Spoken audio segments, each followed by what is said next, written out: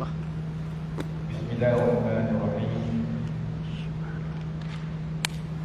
Assalamualaikum warahmatullahi wabarakatuh. Alhamdulillahi rabbil alamin.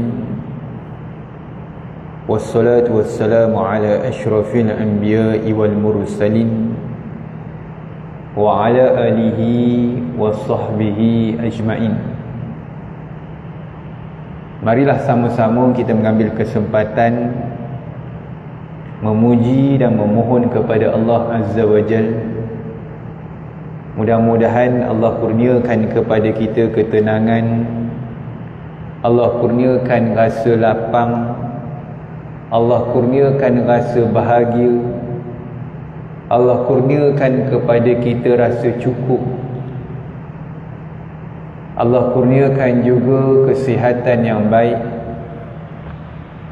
Di samping Allah kurniakan juga pasangan yang baik, anak-anak yang soleh-solehah, keturunan yang baik-baik. Allah jauhkan kita daripada semua benda-benda yang buruk, perkara-perkara yang buruk, termasuklah perkabaran yang buruk, pemandangan yang buruk, masuk juga akhlak yang buruk, sifat-sifat yang buruk. Mudah-mudahan Allah bimbing, Allah lorong, Allah pandu hidup kita supaya dijauhkan kita daripada semua benda-benda buruk itu tadi, khususnya daripada diri kita maupun keluarga kita. Paling yang kita harap Allah terima amalan apa yang kita buat, dan Allah redha dengan apa yang kita laksanakan. Amin, amin, amin ya rabbal alamin. Yang berbahagia pegawai-pegawai masjid negeri, seterusnya imam besar masjid negeri, pimpinan-pimpinannya, pengerusi muslimat, ahli jawatan kuasa muslimat, tuan-tuan guru, ustaz-ustazah, tuan-tuan haji, puan-puan hajah, muslimin muslimat yang Allah rahmati, Allah kasihi, Allah rindui sekalian. Alhamdulillah bertemu kita lagi sekali dalam membicarakan satu tajuk berkait rapat tentang harta yang kita ada dan juga harta yang kita pusakai. Seperti mana tuan-tuan, puan-puan hajah yang Allah rahmati sekalian tahu bahawasanya hidup ini adalah sebuah perjalanan. Kita singgah sebentar di dunia yang bukan milik kita pun. Kita berbicara tentang harta bukan kerana ingin berebut, bukan kerana ingin menang, tetapi kerana kita takut kita tersalah langkah sampai boleh memutuskan silaturahim yang sepatutnya kita pelihara. Kerana betapa ramai manusia yang hilang saudara, bukan kerana tak ada kasih, bukan tak kasih, tetapi kerana harta yang disangka bahagia rupanya menjadi racun keluarga. Sedangkan ketika kematian datang mengetuk, ketika tubuh insan tersayang terbujur kaku, itulah saatnya hati-hati kita sepatutnya dirapat, digenggam erat, disatukan. Namun pelik, yang berlaku sering sebaliknya. Air mata belum sempat kering pun sudah ada suara yang meninggi, sudah ada hati yang retak, sudah ada waris yang saling menjauh antara satu sama lain. Kita lupa bahawasanya harta itu hanyalah amanah.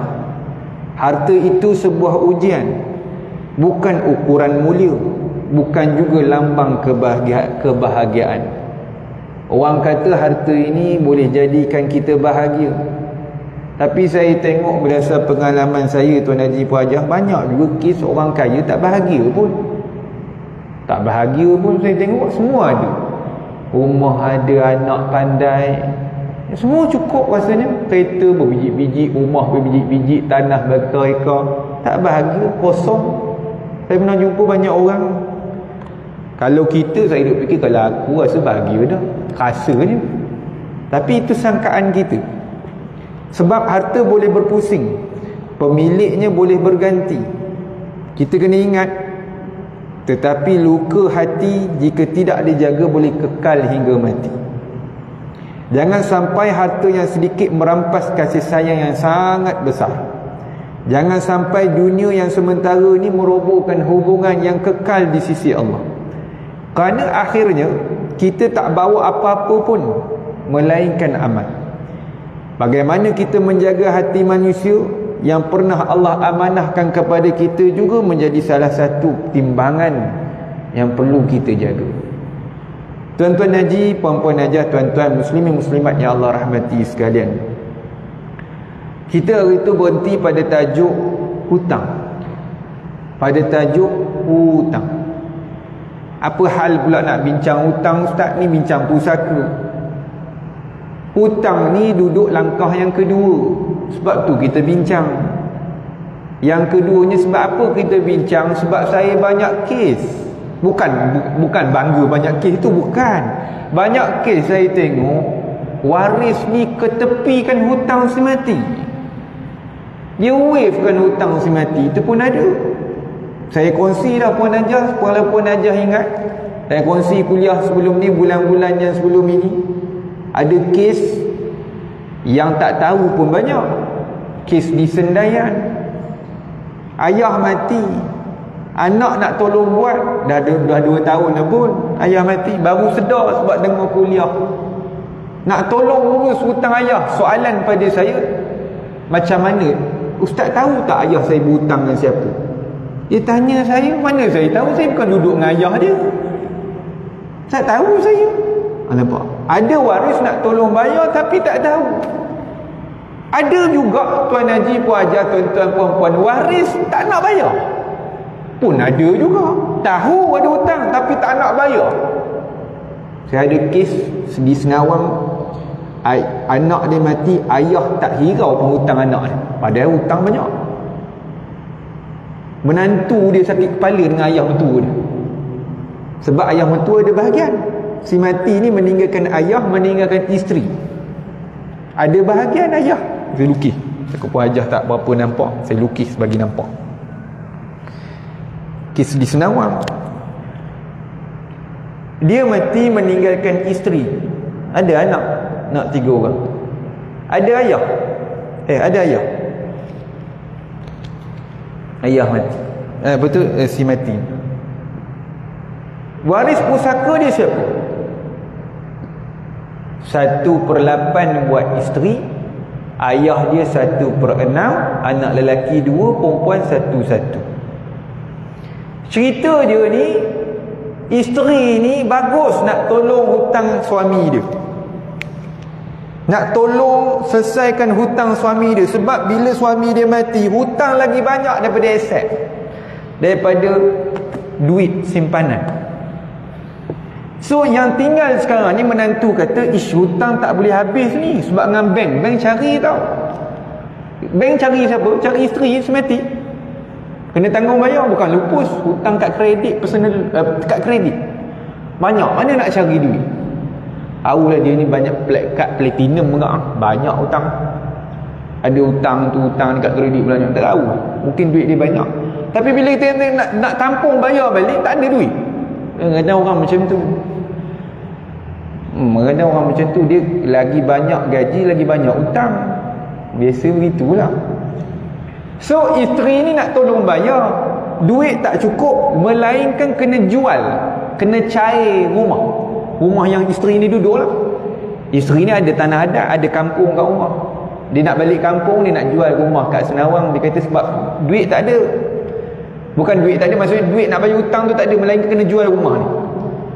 Itu bagus tanah adat tu. Yang orang lelaki tak apa suka tanah adat tu. Orang perempuan ada lah kampung ni, kes orang ni 9 lah. Dia kata tak apa lah ustaz, rumah mak saya ada kat tanah adat. Saya balik tanah adat saya lah. Kat mana? Kuala Pilang. Okey lah. So saya buat keputusan rumah di Senawan ni kena jual, tak ada pilihan.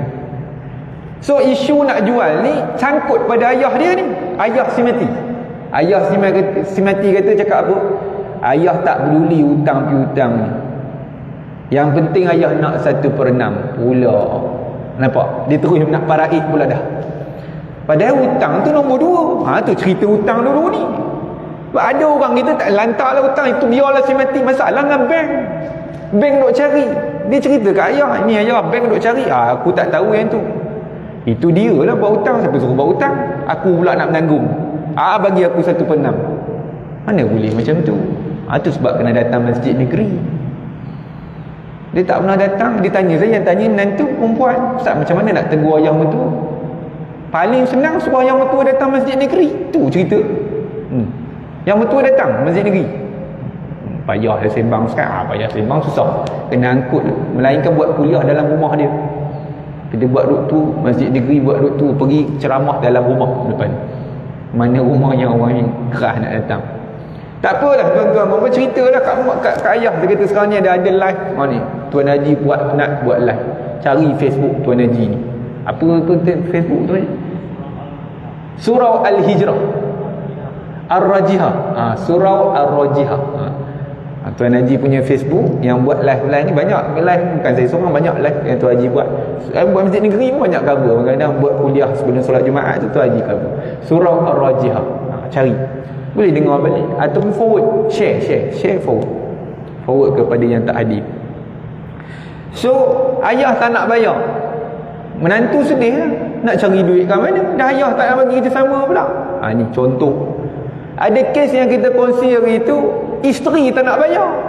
Lagi teruk. Yang ni isteri bagus, ayah yang tak bagus. Yang ni pula lagi satu kes, isteri tak nak bayar pula. Tak sayang suami agaknya. Tak tahulah. Tapi tengok dalam rumah gambar kahwin besar alam.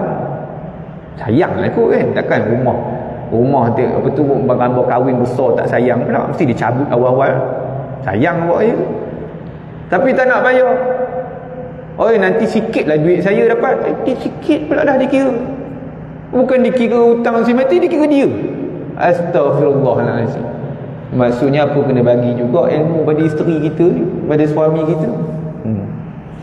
Sebab kalau kita mati dia tak nak bayar pun payah juga kita dalam kubur ni. Banyak cerita pasal hutang tu. Sebab kita cerita hutang ni, sebab hutang dengan kita ni rapat. Semua orang berhutang. Yang bercakap pun berhutang juga ni. Semua orang berhutang. Tak ada orang tak berhutang, melainkan orang pencen. Itu pun orang pencen buat hutang. Ada tu saya jumpa orang pencen. Kadang orang perempuan dia tak berhutang. Orang lelaki pencen. Sebab ada benda yang dia teringin. Dia tu kan, dia beli kereta baru, dia buat hutang. Tak tahu sebab apa buat hutang, tapi dia buat hutang. Saya jumpa dah, dia buat beli. Tak apalah, dia ada duit, tak apa. Saya tak kisah apa hutang tu, bukan saya di isu pun. Cuma cara mengurus hutang. Maksudnya mesti waris kena alert hutang si mati untuk diselesaikan. Okey, baik. So kita nak sambung tajuk kita, isu common yang berkaitan dengan hutang. Hari dia ada 5 isu. Kita dah lalu hari tu, Puan Najah, Tuan Haji, tuan-tuan puan-puan masih ingat. Yang pertama hari tu, waris tak menyedari wujudnya hutang. 5 isu yang biasa dalam isu kematian ni. 5 isu ni berpusing. Waris tak sedar wujudnya hutang, kita dah bincang. Yang kedua, kita juga dah sebut tadi, ada waris yang enggan bayar hutang. Isu yang kedua. Isu yang ketiga yang kita dah bincang bulan lepas, ada waris yang tak tahu keutamaan mengurus pusaka. Itu sebablah kita tak mengaji terus tajuk paraid, sebab ramai yang tak tahu. Antara soalan popular saya di TV Al-Hijrah ni dulu hari tu, radio klasik, soalan yang popular, memang confirm soalan tu keluar. Macam kalau soalan SPM tu memang confirm, itu soalan senang lah tu, maksudnya dah hari dah memang confirm tak tahu masuk. Tu dia soalan nak bagi markah lah tu maksudnya. Apa dia soalan dia? Ustaz nak buat yang mana dulu, paraid dulu ke hutang dulu? Ustaz yang mana dulu Ustaz? Atas pencarian dulu ke paraid dulu Ustaz? Nampak? Dia soalan dia pusing kat situ. Ustaz, kalau tajuk hari ni, tajuk dulu apa tu wasiat, ustaz nak jalan mana dulu? Wasiat ke faraid dulu? Nampak? Susunan. Sebab subjek ni tidak dikongsi ataupun tajuk ini jarang dikongsi di masjid maupun surau. Itu yang jadi isu. Banyak orang kita tak tahu. Semalam pun saya ada buat, kita ada program bersama pengurusi Masjid Negeri Sembilan buat kali pertama di bawah Majlis Agama lah, dengan kerjasama Jabatan Hal Ehwal Agama Islam Negeri Sembilan. Ada pengurusi masjid tanya, yang datang lepas habis tu, saya buat teaser je semalam 30 minit, bincang 30-40 minit macam tu, teaser. Ramai pengurusi masjid kata, baru saya tahu ustaz, penting pun dia tajuk faraid. Baru tahu. Ustaz nak tanya alang-alang tu, ustaz, dia faraid ni bila sebenarnya? Dia tanya macam tu. Boleh tak buat sebelum mati? Faraid sebelum mati pun ada orang tanya. Saya kata faraid lepas mati tu Haji. Memang kena buat selepas mati lah, bukan sebelum mati. Sebelum mati tak, itu tak nama faraid, itu hibah wasiat. Nampak? Ramai yang tak tahu. So kadang-kadang ialah kesian, tanggungjawab. Saya jadi beban kepada saya pula nak kena cerita. Kita dah jadi ramai yang tak tahu ni. Kita jadi beban bukan beban malas, beban kesian ke orang. Kita je yang tahu kan. Saya kena sangkut kat neraka ni sebab tak cerita ke orang tadi. Bila cerita ramai yang tak tahu. Tak apalah, tak tahu dia ambil tahu, okey. Ada yang tak ambil tahu pun. Banyak kes saya pun aja. Banyak yang di TV Al-Hijrah khususnya. Banyak yang tertengok daripada nak tengok. Yang nak tengok pun ramai, tertengok tu ramai. Dia bukan nak tengok, tertengok. Banyak saya jumpa kes macam ni. Sebab dia rujuk pada saya. Itu yang saya tahu tu. Kes Tan Sri, saya ada kes Datuk Sri, kes macam ni.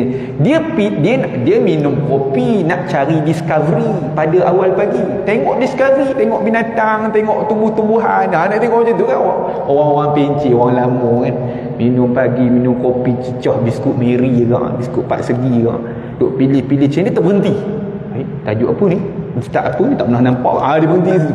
Dia bukan teruja pasal tu, dia tengok tajuk. Berhenti jap, nak tengok sekejap. Yang tu jadi sangkut. Bila berhenti kat situ, mula mesej. Ini mesej, ustaz, saya tertengok tadi ustaz, tertengok, dia kata.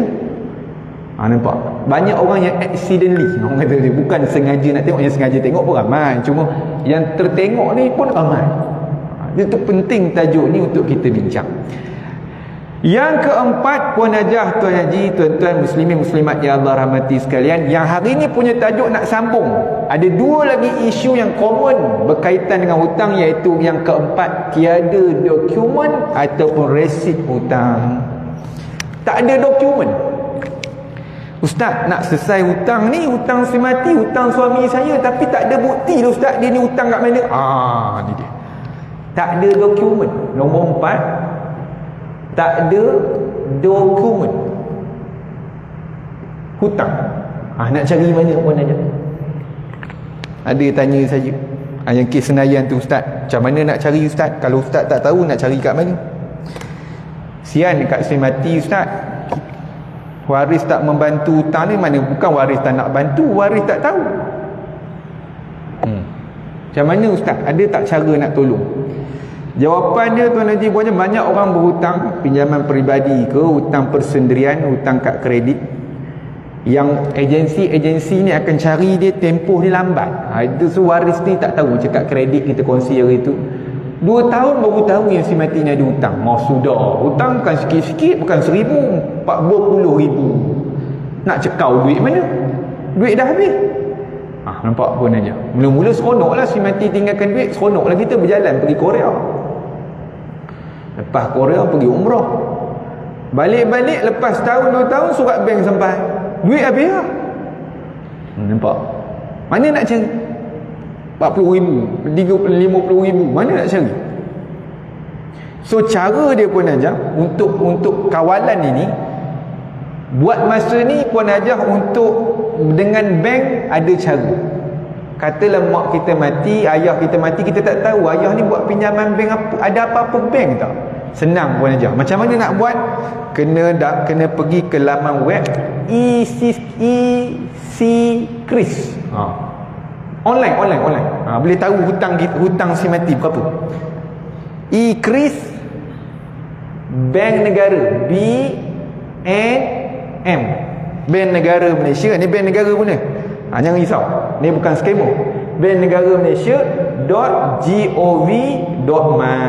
Ni kerajaan Malaysia punya. ICKRIS Bank Negara Malaysia BNM.gov.my. Masuk saja dalam online. Salinan IC, bukan salinan, masukkan nombor IC si mati, dia kena berdaftar sikit lah. Masuk je nombor IC, semak, keluarlah senarai hutang si mati. Tapi dengan bank je. Cuma ada pindaan dalam parlimen hari tu nak masukkan buy now pay later untuk kawalan atau kredit. Kita tengoklah perkembangan buat masa ni buat tarikh hari ni belum lagi masuk. Kalau Puan Hajah search kat sini, Puan Hajah sekarang ni boleh search. Masuk sekarang yang hidup boleh search. Search masuk nombor IC, tapi kena daftar dulu sebab sign in dulu. Balik rumah ni buat masuk apa hutang kita dengan bank. Dia tengok, dia ada tulis yang semasa ada tak Puan, kita ada terlepas pandang ke ataupun ada kita tak bayar sebulan ke. Ada tulis kat situ. Tuan-tuan tengok, biasakan tengok. Kita tengok melalui internet. Yang itu dengan bank. Kalau buy now pay later tak ada. Buy now pay later yang kita kongsi hari itulah, yang bayar-bayar ansuran, Shopee, TikTok. Ni tak ada. Buat masa ni tak ada. Akan datang kata ada yang melalui pindaan, melalui perwujudan akta kredit. Kita tunggulah daripada semasa nanti saya maklumkan. Buat masa ni tak ada. Siapa yang mati tahun ni memang cari payah sikit lah. Tunggulah mati lambat sikit, bolehlah cari. Okey, boleh puan-puan ya. Yang kelima punya isu hutang. Apa dia ustaz? Kelima ni adalah wasiat. Ramai orang kita buat wasiat. Bagus wasiat ni. Wasiat kepada waris tu memang confirm tak sah dah. Wasiat untuk buat badal haji. Ramai orang kita buat wasiat badal haji. Ini orang yang ada kesedaran sikit lah. Wasiat untuk fidyah. Nanti kalau mak mati, nanti kamu buatlah korban tau kat mak. Maksudnya wasiat lah. Ni kalau mak mati, nanti kamu buatlah buat badal haji kat mak. Mak dah pergi haji tapi mak teringin lah buat badal haji. Kena buat tu, itu wasiat. Wasiat tu sah. Cuma dengan syarat 1/3 lah. Kompon badal haji berapa sangat? 4,000 lah. Boleh lah 4,000 ke bawah. Boleh. Mak teringin lah ni nak buat wakaf wasiat. Boleh. Tak ada masalah. Wasiat tu sah. Cuma kalau baiknya bertulis lah Puan Hajah. Jangan bertulis tu pakai, kalau paling mudah Majlis Agama Islam Negeri Sembilan. Jangan pakai buku 35. Buku 35 tak laku. Ya. Baik. Cuma isunya ramai orang buat wasiat yang tu dia lupa. Sepatutnya buatlah wasiat hutang. Yang ni ramai orang tak buat. Yang biasa orang buat wakaf, infak, bagi dekat tahfiz, bagi kat masjid, bagi kat ustaz. Ada yang tu banyak yang ada kesedaran tu buatlah. Yang tu cuma sayang dia tak selitkan bersama wasiat lunaskan hutang. Bagi tahu ke anak kalau apa-apa jadi pada mak ada grup kutu. Dalam handphone mak tu banyak spesies kutu. Apa mak? Grup pertama bidadari syurga. Itu kutu tu. Tu kamu tengok kalau mak mati masuk dalam grup tu, bukan kamu sambung bayar, kamu selesaikan hutang mak.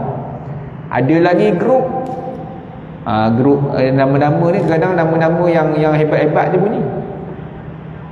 Apa lagi? Dia tak tulis kutu. Sekarang ni kutu ni pelik buah nama kutu. Tak nak orang geli orang tengok.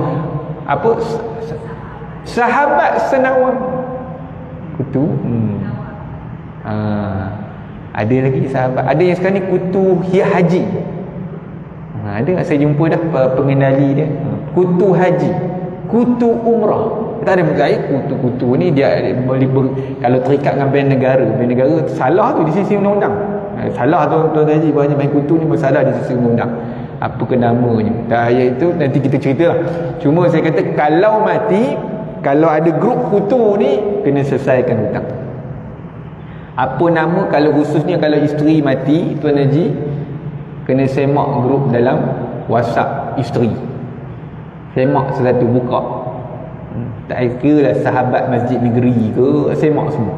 Kalau dalam tu sahabat yang jenis kuliah tak apa, ni sahabat yang jenis kutu. Kau dah bayar ke belum? Itu maksudnya kutu pula tu. Sahabat apa tu? Sahabat macam-macam. Sahabat Tapawil lah, Siti Khadijah lah, macam-macam pun aja. So kena tengok.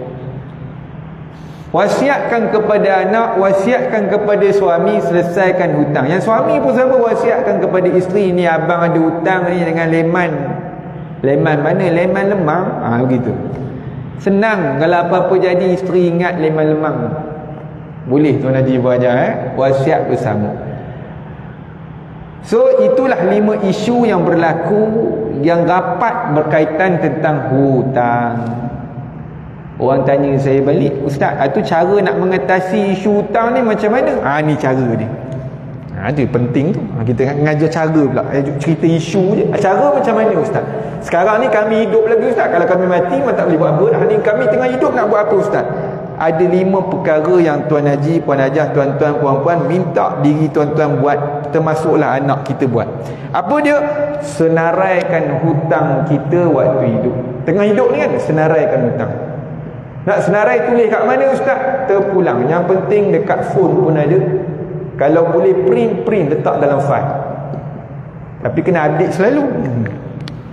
Kurang-kurangnya ada lah tajuk hutang kat situ, kat handphone, kat file. Yang kedua, siapa-siapa yang pinjam pada mak, pada ayah bagi pinjam pada anak, kalau boleh Tuan Haji, Puan Hajah buat sikit hitam putih. Buat hitam putih tu kena ada. Sebab kita kongsi dah hari tu kes di mana berhutang dengan ayah 90,000, ayah mati, bergaduh adik-beradik sebab abang long kak long minta bayarkan balik 90,000. Adik ni kata tak, ayah dah halalkan dah, tak ada bukti. Uluklah hitam putih. Kalau jumlah-jumlah yang besar ni, buatlah hitam putih, simpan semua hitam putih ni. Bukti ke apa benda, bukti lah hitam putih ni, bukti. Bukti ke apa benda, resit ke apa, bubuh dari situ. Yang ketiga, bagi anak-anak Tuan Haji, Puan Hajah, ataupun yang 60 tahun ke bawah, ambillah takaful. Ambil takaful hibah. Tu nasihat saya lah bagi orang-orang muda ni, saya suruh ambil. Saya bukan ejen, tapi suruh carilah. Banyak syarikat sekarang ni buat takaful. Ambil takaful. Rugi kalau orang muda yang dah kahwin khususnya tak ambil takaful. Kalau mati dia dapat pampasan, dia nama takaful hibah. Takaful hibah ni kita boleh namakan siapa yang penerima yang dapat. Yang isu hari tu bulan 6, bulan 5 hari tu, bulan 6 hari tu, yang takaful hibah 1 juta tu. Buat takaful hibah. Dan bila mati, bagi tahu isteri, bagi tahu suami, bang, saya ada buat takaful hibah, saya bubuh nama abang. Takaful hibah wajib faraid tak? Takaful hibah tak wajib faraid. Dia bagi kepada penama sebab dihibah kan. Cumanya ada orang kita buat yang saya tak sempat, saya risau tak sempat ni. Saya risau kalau saya mati, saya ada ikat dengan takaful hibah, nanti duit tu awak selesai. Kalau hutang-hutang saya, mudahkan awak juga. Buat takaful hibah. Takaful hibah antara solution. Nak suruh simpan duit tiap-tiap bulan payah. Orang-orang muda lah, orang-orang yang tengah apa tu, baru kahwin, memang duit banyak pakai. Melainkan kena letak satu portion sikit, RM200 ke bawah untuk takaful hibah. Ingat, saya bukan ejen tuan-tuan dan puan, tapi carilah sendiri. Banyak syarikat yang buat. Sebab hanya saya nampak solution, saya tengok kes-kes ni banyak orang muda yang mati ni bila meninggal ke hutang. Saya tengok tak ada takaful hibah dia buat. Macam kawan saya meninggal, bagi tahu dah, sempat bagi tahu dia meninggal, bayar saya. Kawan sekuliah, kawan seuniversiti, dia kahwin dah, anak 3. Bagi tahu, ada sema-sema, ambil lah takaful hibah, ambil lah takaful hibah. Waktu tu dia mati accident, suami isteri mati. Nampak? Kita mana tahu bila mati. Anak kecil bagi tahu dia dah ambil, cikgu dah ambil dah takaful hibah. Duit tak cukup lah. Jangan, saya kata macam tu. Takkan 2 orang cikgu kot, gaji berapa cikgu, grade 41, ingat saya tak tahu. Dia kata macam tu lah, grade 41. Sekarang ni grade 9 lah. Grade 9. Takkan tak boleh simpan RM200 untuk takaful ibah seorang. Kau beli apa? Saya kata, ni kawan-kawan serumah. Boleh lah sembang bahasa tu. Boleh simpan sikit, takut mati. Saya kata macam tu, anak kecil. Saya buat lah. Saya cakap, saya buat lah. Saya cakap buat. Nak dijadikan cerita, bulan 5 cerita 6 accident. Mati dari suami isteri. Mengejut mati dekat lebuh raya WCE, lebuh raya Perak, daripada Bagan Datuk ke Sangkat Jering. Meninggalkan anak. Kalau mati semua okey lagi. Bukanlah saya kata biar mati semua, tak. Masalah anak tu hidup. 3 orang tu siapa nak jaga? Atuk nenek ada duit, hutang lagi. Ayah dia pun pencen pun berapa sangat, bukan pencen mewah. Nak jaga anak kecil ni 3 orang. Anak paling besar pun darjah 2. Yang lain semua kecil. Allah, baru sebut hari tu ambil takaful ibah grade apa tu, cikgu ni bukan banyak sangat pun, RM200 tu. Dia ada gaji RM3,500, 200 je usik. Kau beli apa yang banyak sangat ni? Dia isu disiplin dia, cerita dia. Pesan pada anak Tuan Haji Puan Hajah, pesan pada anak, buat takaful ibah. Kalau mati senang, ada duit berlambak banyak. Tak buatlah sikit pun RM200,000 ke. Kalau duit tak cukup sangat pun buatlah yang kadar kalau mati dapat RM200,000. Kira okey sikit. Bolehlah cover hutang kereta. Ni laku dekat Senawang. Tu kawan saya memang saya rasa macam mana, rasa macam kecewa pun ada, rasa macam aduh, sebab kita dah sebut. Tak sangka dia mati. Dekat Senawang serupa juga. Anak mati bulan lepas. Anak mati meninggalkan hutang kereta. Baru keluar kereta sebulan, kereta Alza baru. Hutang ada berapa? Ada lagi RM60,000 lah ustaz. Mana nak cari duit? Ada aset, ada duit. Duit simpanan dia ada sikit ustaz. Berapa? Orang perempuan RM5,000.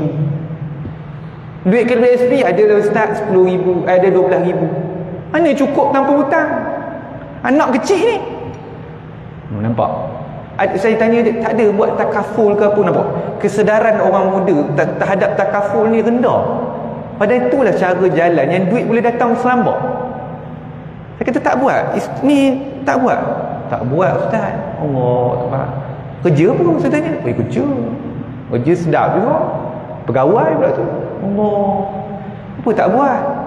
Tak tahu lah ustaz. Anak saya tak tahu. Dia dah kahwin anak dia dah kahwin anak. Saya tak tahu lah ustaz. Nak cakap apa?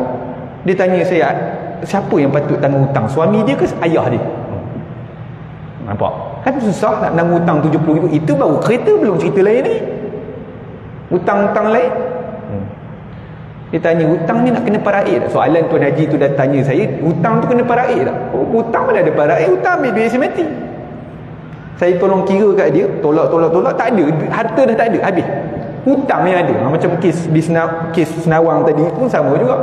Duit tak ada. Yang Senawang tadi selamat, yang ada tinggal isteri-isteri nak bayar, ayah tak bagi kerja sama, ada lagi rumah, kira okey lagi ada rumah. Yang ni, yang kes lain ni tak ada langsung. Kereta je saya kata kena jual. Kereta nilai semasa berapa? Tak cover hutang ni. Baru sebulan ambil kereta. Nampak Tuan Haji banyak. Susah tak? Susah. Dia, kita konsep hidup ni, biar hidup senang, mati pun senang. Jangan hidup susah, mati pun menyusahkan orang. Ini payah Tuan Haji banyak. Dia bukan niat nak menyusahkan orang, tapi dia menyusahkan waris. Waris nak kena fikir ustaz. Dia tanya, ustaz nak tak kereta Azhar tu? Apa pula saya pula kaitan dengan ni? Kena carilah orang. Berjual lah kereta mahal sikit, tapi hutang tu sungguhnya kurang lah sikit. Awak kan jadi kalut. Suami dia tak adalah senang. Suami dia pun penuh komitmen juga ustaz. Dia pun tak mampu cover ustaz. Saya suruh jual kereta tu. Saya kata jual, tak ada pilihan lain, jual. Hutang sekurang-kurang RM70,000 tu kurang sikit. Saya kata macam tu. Tolak nilai semasa okey lah kot. Saya kata macam tu. Rendah lah sikit. Nak kena menanggung, siapa nak menanggung? Suami je. Suami yang kena menanggung.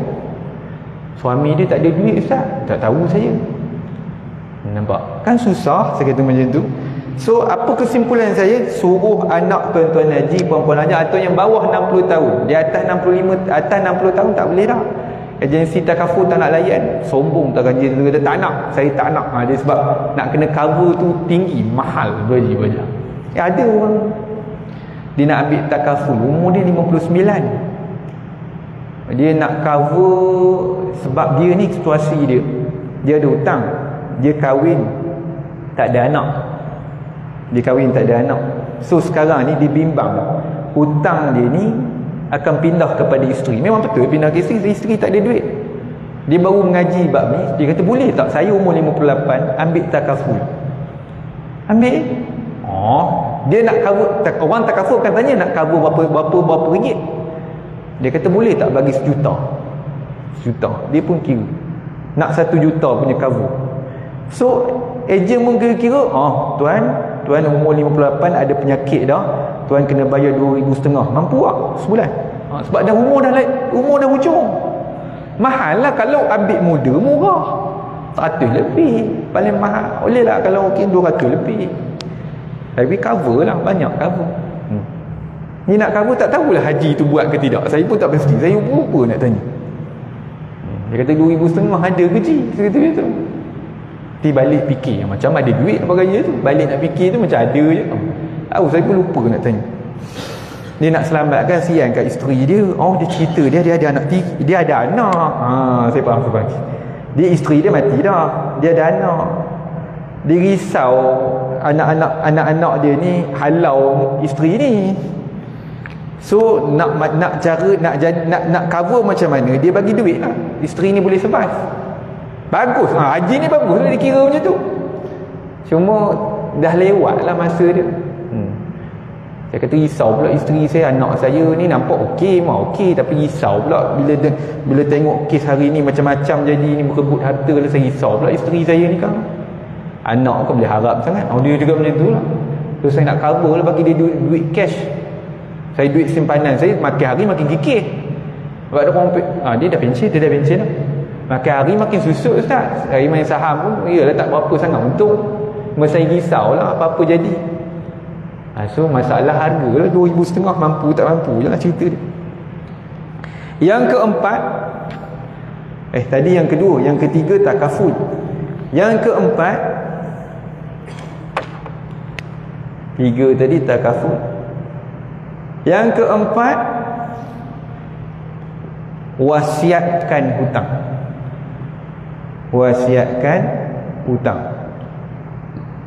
Hutang ni termasuklah hutang dengan Allah, hutang dengan manusia. Hutang dengan Allah ni mak nak bagi tahu tu wasiat betul-betul. Datang Majlis Agama Islam Negeri Sembilan ni depan ni menara tinggi. Pergi buat wasiat untuk selesaikan hutang, suruh anak selesaikan hutang. Nak senang Tuan Haji Puan Hajah, yang kelima apa dia? Lantik terus pentadbir. Waktu hidup kita dah masuk tajuk. Kita tak masuk lagi tajuk dia wasiat ni. Tajuk wasiat.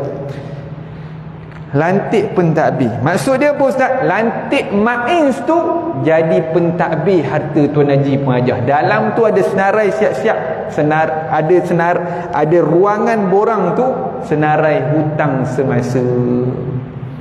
Nanti bila kita mati, mains jadi Sulaiman Akhlaken. Senang Tuan Haji buat dia duduk Negeri Sembilan ni, bagi saya untung lah. Macam-macam ada. Negeri lain selain daripada Selangor dan Negeri Sembilan tak ada benda ni.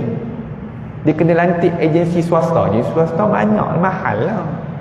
Dengan main, nak buat lantik main sebagai pentadbir ni, lantik main sebagai pentadbir seluruh harta saya yang dalam negara, luar negara, Turki, di Arab Saudi, di Sudan, termasuk tuan-tuan perempuan, lantik main sebagai pentadbir. Berapa?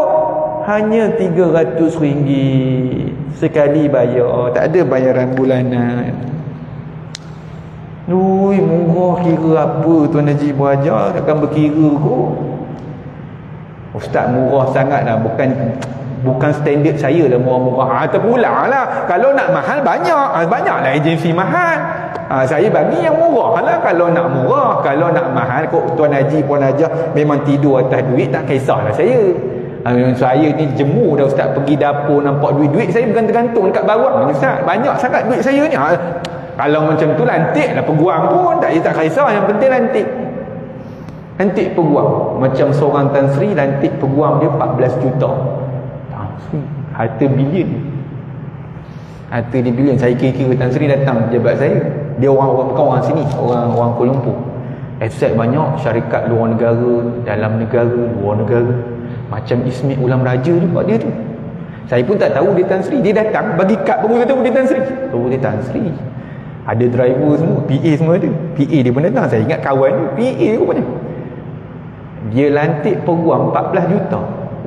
Banyaknya.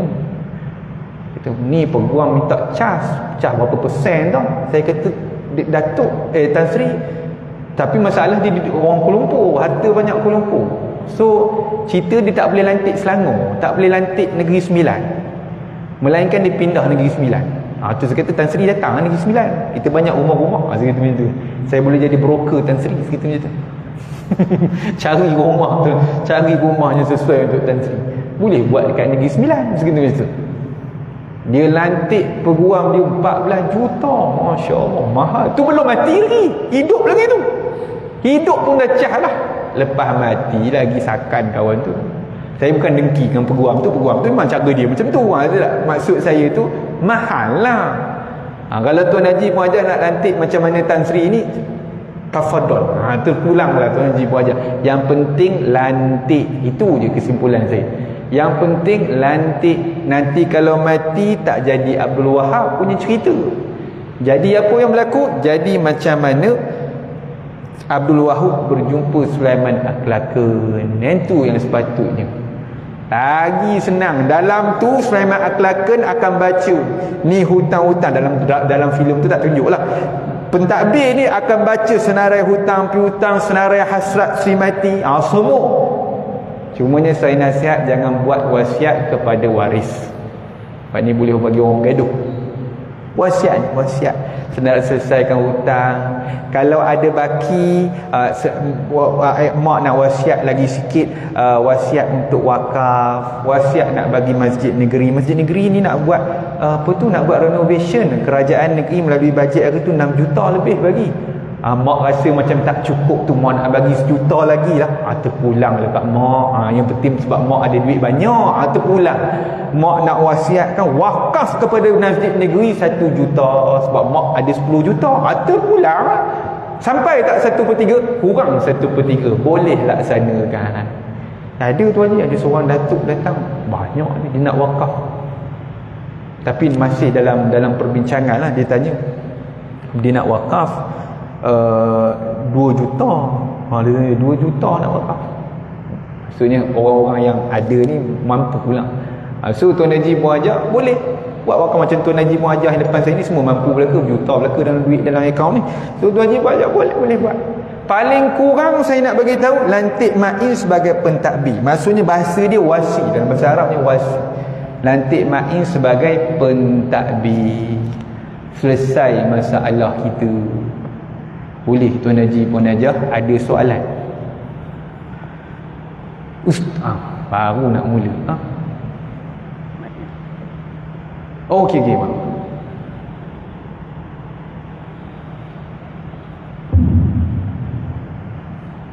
Haji seorang lagi lama tak jumpa. Umrah ke? Rasa balik dah hari tu. Assalamualaikum. Okey, waalaikumsalam. Lantik pentadbir. Maknanya kalau misalnya tahun yang seterusnya ada perubahan tu,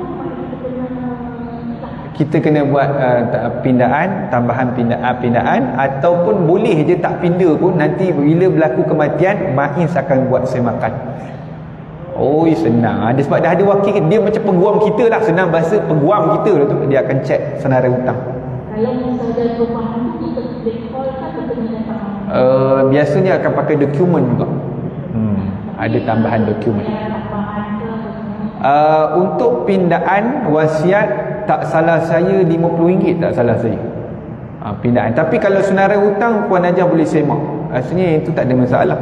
Dia pindaan wasiat ni macam contoh, tiba-tiba nak tambah wasiat bagi pada Ustaz Bukhari pula, contoh. Tambah RM50. Itu. Ada macam tu. Kalau senarai hutang ni nanti saya semak lagi sekali. Bulan depan saya beritahu balik. Boleh Puan Haji selesai. Ustaz, macam mana nak buat Ustaz untuk orang kalau Puan Hajah tak nak konsultasi, maksudnya tak payahlah, saya dah faham dah Ustaz. Boleh pergi search dekat Google, search dekat mana pun Puan Hajah, yang penting ada internet, search saya WAGHIH.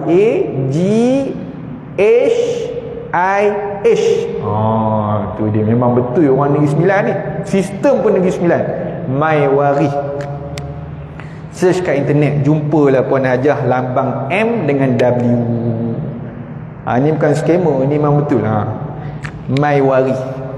Isi MyWaris Puan Hajah. Puan Hajah tak payah datang pejabat, upload dokumen sendiri. Senang lagi senang. Tak payah jumpa orang. Nak jumpa Ustaz Bukhari susah. Tak payah jumpa. Zaman sekarang online je.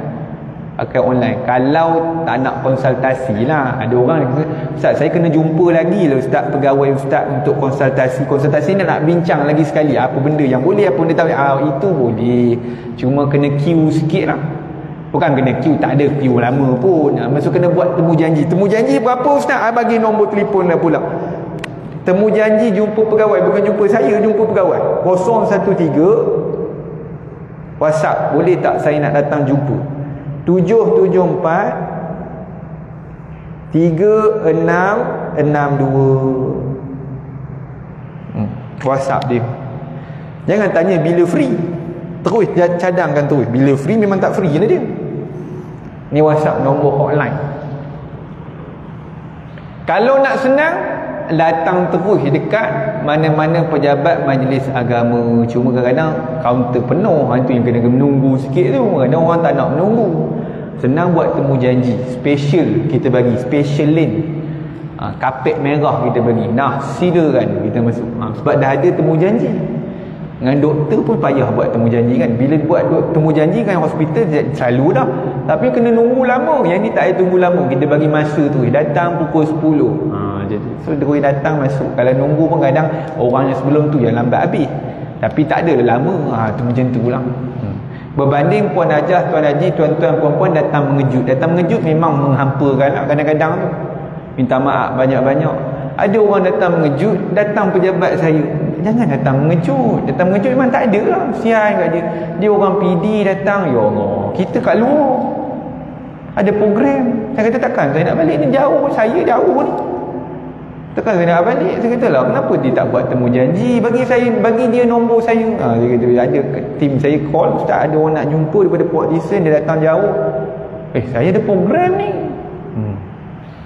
Tu kena buat temu janji. Cuma saya tanya, dia nak datang tu untuk apa? Untuk buat wasiat ibah. Kalau nak buat wasiat ibah, hantar terus kepada pegawai. Senang lah. Kalau tiba-tiba nak bincang dulu, boleh jumpa pegawai. Ada jenis orang dia tak nak jumpa pegawai, dia nak jumpa Ustaz Bukhari juga. Yang ni jadi cabaran ni, Ustaz Bukhari yang jadi cabaran benar. Sebab dia lah yang bercakap. So tuan-tuan membuat dia jadi isu sikit lah. Sebab nak kena nunggu. Ada orang buat temu janji. Saya bagi tarikh.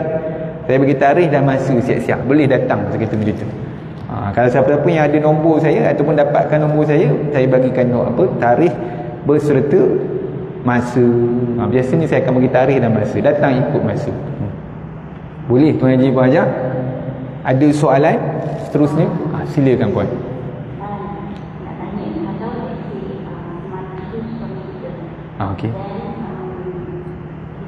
Dia dah tengok duitnya memang tak cukup kalau dia minta. Macam kes tadi. Actually yang itu tanggungjawab siapa? Siapa? Lepas tu saya soalannya actually tak cuma nak education. Seorang isteri kalau dia dalam iddah, okey, dia boleh dapat terpusaka si mati. Okey, yang kedua cerai hidup tadi. Yang pertama tadi apa dia dah lupa dah. Yang pertama tadi isu apa?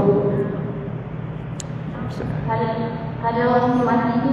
Yang duit tak cukup tu. Okey, duit tak cukup. Duit tak cukup. Cerita dia tanggungjawab siapa duit tak cukup. Cerita dia adalah semua waris-waris pusaka dia. Kalau dia tak ada mak ayah, waris pusaka yang bertanggungjawab lah. keutamaan diberi waris pusaka. Tapi kena tengok situasi ya, kena tengok situasi. Contoh, si mati, dia meninggalkan tak ada mak ayah, ada isteri, ada anak kecil-kecil. Contoh anak kecil. Ada adik-beradik. Dalam kes ni si mati ada anak lelaki, anak perempuan semua. Kalau ikutkan adik-beradik, ada tak bahagian?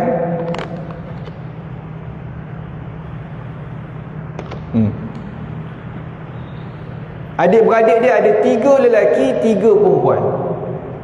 Adik-beradik ni ada tak bahagian faraid? Isteri 1/8 dah kumpul dah. Si mati ada anak lelaki. Adik-beradik ada tak bahagian?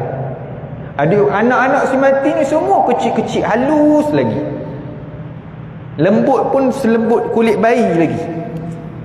Baik semua, lembut, kecil belaka. Siapa waris pusaka dia? Waris pusaka dia hanyalah anak dia 2, 1 dan isteri. Adik-beradik dapat? Adik-beradik sekupang pun tak dapat. Cuma cerita dia, kalau semua besar kat sini, tu tanggungjawab anak lah untuk menanggung hutang ayah. Anak. Kalau tak ada anak lelaki, ditengok kepada isteri mampu ataupun tidak. Tengok keadaan. Tu sebab isteri kena siap sedia tu. Saya kata takaful ibah. Kalau tidak, dia jadi tanggungjawab bersama kat sini. Cuma geng-geng sini selalu melepaskan diri. Saya cerita yang senario semasa. Kalau berhutang dengan agensi, agensi tak cari dia orang tau. Hutang dengan bank tak cari. Bank cari siapa? Dia ni. Dia tak cari anak, cari dia ni. LHDN cari siapa? LHDN cari dia ni. Buy now pay later cari siapa? Cari isteri dia. Nampak? Bebanan pergi kepada isteri. Itu sebab saya kata takaful ibah menyelamatkan. Memang tanggungjawabnya ni dari segi syarat tanggungjawab bersama. Cuma senario semasa, benda ni jarang berlaku. Kalau lebih-lebih lagi hutang. Lagilah Tuan Haji Buaja, sebab yang ni pun banyak hutang. Yang hidup sekarang ni kita lah. Yang orang kerja ni, aku pun banyak hutang. Nampak? Aku nak tanggung hutang ni. Tak nak lah aku. Nampak? Dia bukan tak nak bayar, tak cukup duit. Duit pun tak cukup. Orang kata barang mahal apa, tak cukup duit, tak cukup ni. Macam mana nak buat? Barang mahal, tiap-tiap tahun barang mahal. Kalau dikira barang mahal lah. Sebab saya tanya nenek saya, "Nenek, dulu barang murah tak mahal?" Mahal. Buru orang kata putih 5 sen. Mahal. Dia bagi dia mahal. Maksudnya saya kata tiap tahun memang mahal lah. Saya kata macam tak pernah murah lah maksudnya. Bagi kita yang melihat tahun dulu adalah murah lah. Sebab kita berada pada zaman hari ni. Bagi zaman orang yang duduk di zaman dulu, bagi dia mahal. Ustaz nenek saya cerita, dulu nak makan, makan dulu senang, boleh petik pucuk paku, lepas tu boleh goreng ikan bilis, lepas tu minyak tu tak buang. Ni nenek saya cerita, nenek tak, minyak ikan bilis tu ambil buat kuah, gaul-gaul dengan nasi. Mahal, nak beli ikan bilis pun mahal. Ikan bilis tu goreng banyak kali tu dia susahnya. Saya kata tu selalu makan ubi kayu lah. Ubi kayu boleh makan, tapi bagi dia hidup dia susah. Takkan nak beli telur. Telur ayam kena tengok lah ayam dah mengeram ke belum. Tu. Kalau tak mengeram, tak makan telur kita esok. Macam tu pula. Kadang-kadang bergaduh dengan ayam dulu. Nak ambil telur dia, kena bergaduh dulu, tumbuk dengan dia dulu. Kadang dia marah gitu. Nenek saya cerita, susah juga. Saya kata tanya ayah saya, macam mana? Susah juga. Dulu rumah banglo. Rumah banglo harga dia, ayah saya cerita, rumah bernilai 30,000. Zaman tu mahal tu. Zaman 80-an. 30,000 banglo kat Kedah. Ayah saya kerja kat Kedah. Sekarang ni rumah kawasan tu kawasan elit lah. Saya kata rugi ayah tak beli tu. Saya kata ayah tak beli. 30,000. Takkan 30,000 tahu? Mahal tu 30,000. Mahal 30,000 tu. Bak gaji waktu tu tak main ribu lagi. Katil tu. Mahal juga. Saya kata, maksudnya saya kata mahal ni tiap-tiap tahun kena ngadap lah Tuan Haji Wajah. Nak tunggu murah ni subjektif. Mahal murah ni subjektif lah Tuan Haji Wajah. Kesimpulan. Baik, tak apa. Tu kita biar beri kepada pakar ekonomi lah Tuan Haji Wajah. Ni kita ulas yang ni Tuan Haji Wajah. Nak kena tanggung siapa? Keutamaan adalah bersama, iaitu waris dia. Cuma ada kalanya waris ni tak terima pusaka, ada kalanya terima pusaka. Ikut pada situasi. Cuma siap sedia adalah pasangan. Macam kes yang mati, isteri mati meninggalkan kereta Alza, ada hutang. Siapa bank cari? Suami. Tak cari ayah.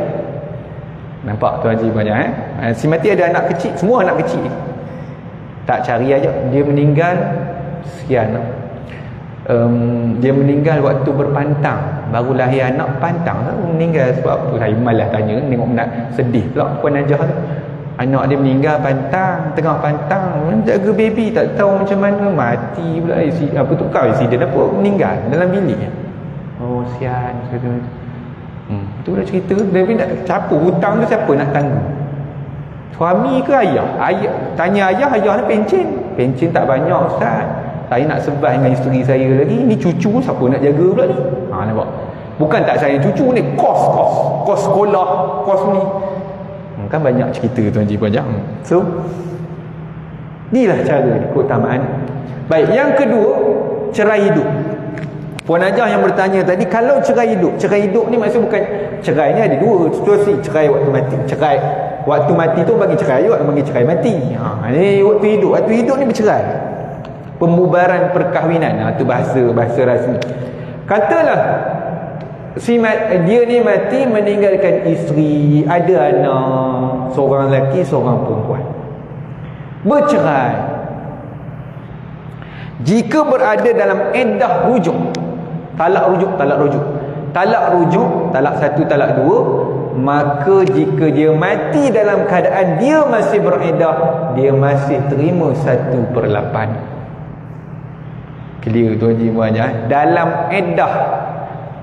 Clear Tapi kalau dah habis iddah mati pula kawan ni lah, kenapa abang mati lepas iddah? Itu jawapan dia memang tak terima pusaka. Macam kes yang meninggal jatuh gaung tu kan, innalillahi wa inna ilaihi raji'un. Dia jatuh gaung kan, isteri dia kata kami baru bercerai, dia dalam iddah, maka isteri yang menangis itu dia terima bahagian 1/8. Yang tu yang nak kahwin tak terima bahagian. Tak nak kahwin tu dah meninggal pun. Maksudnya kalau hidup sekali pun dia tak terima bahagian sebab tak kahwin. Contoh, tu situasi nak bagi nampak. Sebab masih dalam iddah boleh menerima bahagian pusaka. Boleh Tuan Haji panjang.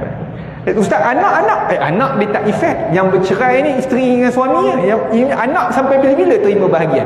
Ada orang tanya, Ustaz, anak takkan dapat? Anak dia ni. Anak tetap dapat sekejap tu je. Anak tetap dapat sebab kita tak ada istilah cerai anak. Cerai isteri suami ada.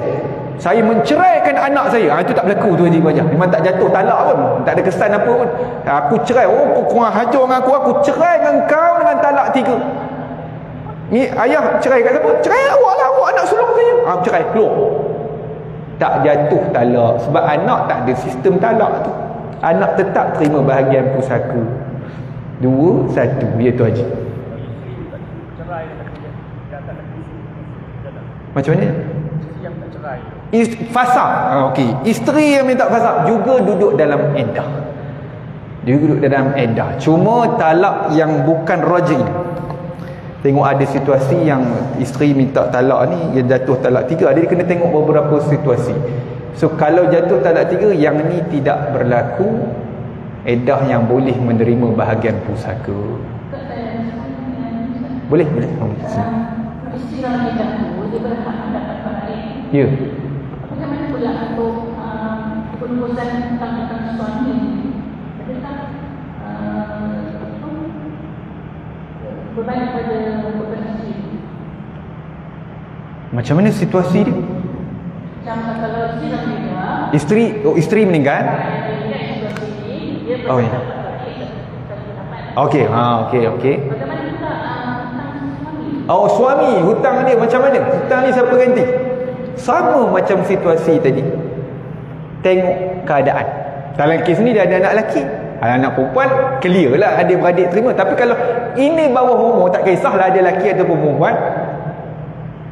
Kalau bawah umur, tanggungjawab bersama adik-beradik dan juga isteri. Kena bincang runding macam mana nak bantu.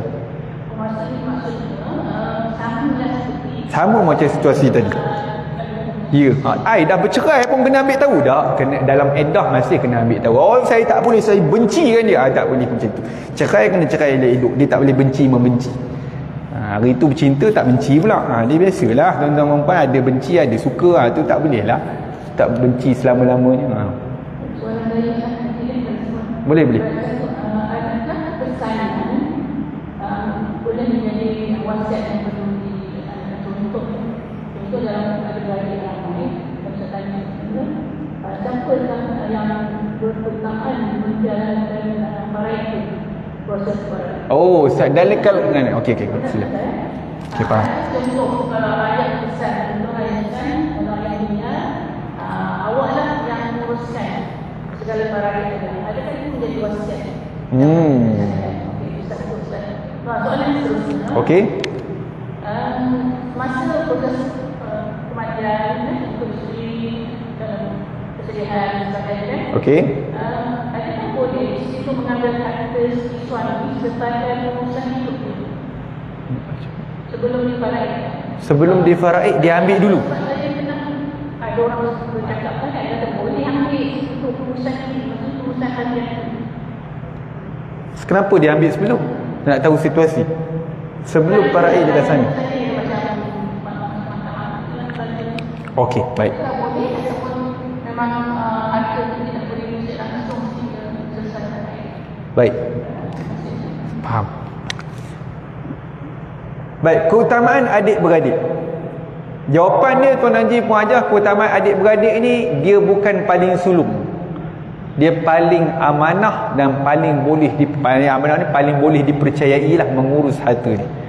Dia kena cari macam kes Bandar Tasik Senani, contoh Lengging. Dia cerita abang-abang dan Kak Long ni serah pada dia. Dia anak nombor 5 daripada 7. Sebab apa serah pada tuan? Saya tanya, sebab entahlah ustaz, sebab saya yang paling rajin. Paling rajin. Maksudnya okey lah. Mana siapa yang paling amanah? Dia bukan paling rajin, paling amanah. Kerana rajin ni menipu pula. Dia nak kena tengok. Siapa paling amanah, dialah menjadi pentadbir. Clear? Baik. Pentadbir ni kena buat kerja, turun naik mahkamah. Kalau mati Negeri Sembilan, lantik pentadbir ni pergi lantik main sebagai pentadbir. Dah senang. Dia kerja dia senang sikit. Boleh? Yang kedua, kalaulah ayah ataupun si mati pernah wasiatkan kalau apa-apa jadi pada ayah, kau jadi pentadbir tau. Adakah wasiat ni valid? Jawapannya wasiat ni sah. Boleh dilaksanakan. Boleh jadi pentadbir, tapi kena tengok kalau yang ayah wasiat tu memang jenis tak amanah, suka mencuri kaki dadah, yang ni tak boleh buat. Wasiat ni jadi tak sah, gugur. Dia kena tengok lah tu Haji punya. Kadang-kadang tapi jarang, tak pernah lah berlaku lagi. Kes saya tak pernah dapat lagi lah kes macam tu. Cuma biasanya ayah ni ataupun mak ni selalu bagi pada anak yang okey lah, paling okey lah untuk mentadbir. Biasanya begitu. So cuma cerita dia kena tengok keadaan wasiat tu boleh jalan ataupun tidak. Wasiat tu sah, tak ada masalah, boleh dijalankan. Yang ketiga, berkaitan dengan pernah dengar bahawasanya kalau berlaku kematian suami mati, isteri boleh ambil dulu. Ambil dulu ni saya boleh ceritakan, ambil dulu untuk keperluan diri semasa proses sedang berjalan dibenarkan. Sebab nak proses tu makan tahun, 2-3 tahun, lama. Boleh ambil dulu untuk keperluan, bukan untuk besarkan rumah. Sebab saya ada kes, dia ambil dulu bahagian-bahagian, bukan dia ambil bahagian ni, dia ambil dengan bahagian anak-anak dia sekali. Besarkan rumah, beli kereta baru, banyak cantik cerita macam tu. Mana taknya penama. Dia ada kes Tuan Haji banyak, dia beza. Yang itu jenis dalam proses. Andai kata si mati ni ada buat penama isteri, penama, sistem penama. Sistem penama ada kat mana? KWSP ataupun tabung haji. Dua agensi ni je ada buat masa ni lah. Ada bank sekarang ni perkenalkan penama. Penama ni dia pentadbir, bukan pemilik. So katakan dinamakan isteri sebagai pentadbir KWSP ataupun pentadbir ataupun kedua-duanya. Isteri boleh ambil bahagian di sini 1/8 saja, sebab faraid boleh dilaksanakan serta merta. Boleh tak ambil lebih daripada 1/8? Yang ni ulama kata kena berhati-hati dalam mengurus harta anak yatim. Kalau yang meninggalkan anak yatim, kalau suami mati, anak dia tu dikira sebagai anak yatim. Bukan nama Ahmad Yatim, tu cerita lain. Ni anak yatim tu je banyak. So berhati-hati, sebab kita jumpa dah beberapa kes isteri balun harta anak sendiri. Yang ni bahaya. Sebab kita boleh diklasifikasi sebagai makan harta anak yatim. Kena hati-hati. Ambil 1/8 lebih selamat. Untuk bahagian anak, kalau anak tu kecil ustaz, macam mana ustaz? Takkan saya nak ambil 1/8 saya? Yang tu dibenarkan. Ambil untuk urusan anak, portion anak. Tu boleh. Anak nak sekolah, bahagian anak tadi laki 2 bahagian, perempuan 1 bahagian. Kita dah masuk dalam akaun amanah dia dah. Akaun tabung haji. Contoh, akaun tabung haji. So kita ambil sikit untuk urusan sekolah, urusan dia. Dia tak boleh untuk urusan kita. Untuk kata ustaz tak cukup dah duit, yang tu lain cerita. Ustaz, suami saya ni tak ada duit, duit pun tak banyak, duit pun sikit ustaz. Kalau duit sikit, yang tu ulama bagi panduan kena berhati-hati untuk melepaskan makan dan minum dan keperluan semasa, nafkah semasa. Adakah ditolak selepas faraid nanti? Dalam mahkamah kena ijtihad. Saya dah ambil dah hari itu, tapi kalau penama tak perlu cerita dalam mahkamah dah. Jangan pergi cerita pula, tak perlu cerita pun. Melainkan perkara itu berbangkit, ada cabaran di dalam mahkamah. Dia itu sebab saya kata itu, kalau si mati ni meninggalkan isteri ni kena kena cerita pada semua waris. Yang dia sebagai pentadbir. Contoh macam kes ni dia jadi penama, dah cerai tapi jadi penama tabung haji, tak sempat tukar nama tabung haji dia berapa? 200,000. Kalau SP dia 400,000 lah semua. So 400,000 dia kena kira 1/8 21. Dia kena ceritalah dengan adik-adik nak elakkan fitnah, takut salah faham pula dia ambil 1/8. Tu pulang. Dia macam itulah cerita. Dia asasnya apa dia? Berlaku kematian, perbincangan mesti dia utamakan. Boleh banyak. Itu sebab saya pernah cerita sebelum ni, kalau mati hari ni, malam sekejap lagi bincang.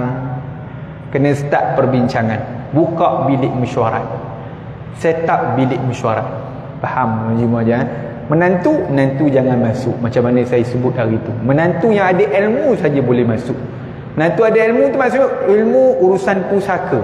Cuma dia tak boleh bias mana-mana. Dia tak boleh bias dengan isteri dia, tak boleh bias dengan suami dia. Bias maksudnya apa ustaz? Bias dia sebut pula benda-benda yang tak sepatutnya. Ni nak bagi tahu isteri saya yang jaga mak dia takkan mini je dapat. Benda-benda ni jangan masuk. Ini semua setan duk tunggu dalam mulut. Ini punca bergaduh. Takkan saya pula, saya menantu jaga mak korang, takkan saya tak dapat apa. Ini semua bergaduh. Kena perbincangan secara harmonis. Siapa? Waris yang terlibat saja. Kalau nak libatkan menantu yang ada ilmu tentang pusaka. Ilmu yang tak ada ilmu wasiat pun tak ada, ilmu mengarut banyak ni, dia tak payah masuk lah. Duduk kat luar rumah jaga anak. Kunci pintu. Takut dia buka tengok, kunci pintu. Ada mangga, lock terus. Abang tunggu kat luar dengan anak kita je, duduk kat luar. Lama ni bincang. Faham Tuan Haji Puan Najah? Sebab banyak juga bergaduh waktu perbincangan. Sebenarnya tak gaduh pun. Dia isu gaduh ni isu wasiat, isu hibah saya tengok. Itu pun pening. Wasiat kepada waris ni nak ni mak ada sebut tanah ni bagi kat saya, tak payah. Itu benda tu gugur dah. Wasiat tak sah. Tapi orang tak tahu. Itu cerita dia, hukum tak tahu. Itu yang hentam. Mak ada sebut dah bang kemas ni bagi kat aku. Ni mak ada sebut dah, mak cadang nak bagi kat aku. Cadang belum lagi buat. Pun bergaduh dah. Ada kes kau. Tumpang akaun bergaduh juga. Ni semua punca apa? Ilmu. Itu je punca ilmu. Anak kat sekamat. Mak transfer tabung haji mak ke dalam akaun anak. Anak yang tu seronok dah. Tapi mak sebut, mak transfer ni tujuan dia nak mudahkan kau beli apa-apa barang mak nak. Mak suka beli barang basah, mak malas dah beli barang basah, kau lah tolong beli kan. Mak suruh. So nak senangkan kerja, mak transfer siap-siap. Lepas tu bertahun lepas berapa bulan mak mati. Anak tu claim duit tu duit aku. Duit dia. Dia kata je. Ni duit aku ni, dia kata je. Anak lain bising lah sebab yang transfer tu kos lebih tinggi, 90,000. Banyak juga. Lepas tu mestilah baki tu berbanyak. So anak lain minta lah, sesat ni kita kena declare lah berapa baki, kena buat faraid lah. Oh tak setuju. Nampak? Di isu dia apa? Tumpang akaun wajib tak faraid? Wajib. Nampak? Cerita dia kebanyakannya ilmu. Bila ilmu tak ada, dia bergaduh. Setan ni menunggu Tuan Haji Muajah. Waktu mati setan dah menunggu kat luar pintu dah menunggu lah. Kita tunggu kita sembang kerja hari ni tak ada cuti syaitan kata. Soal ni banyak peluang kita nak bagi dia gaduh. Betul yang kata tu, gaduh ni mati dia gaduh. Itu biasa orang kita tuan-tuan. Harmonikan mengikut hukum syarak. Kadang-kadang tak gaduh, buat sama rata. Tak gaduh, okey. Tapi isu ni sama rata. Langgar je hukum, syaitan seronok lah. Seronok kan lawan hukum. Ustaz kami okey tak gaduh, buat sama rata. Tak gaduh itu bukan orang kata apa, kayu ukur menentukan benda tu betul. Ikut hukum syarak tak? Tak ikut lah Ustaz. Tak boleh. Syaitan seronok nak tepuk tangan. Yes, kita berjaya dah. Tak bagi bergaduh pun kira okey dah. Sebab KPI kita tercapai. Jom report. Tu kerja syaitan lah tuan-tuan. Nafsu main peranan juga. Boleh tuan-tuan. Ada soalan terakhir? Ada soalan terakhir. Okey, silakan.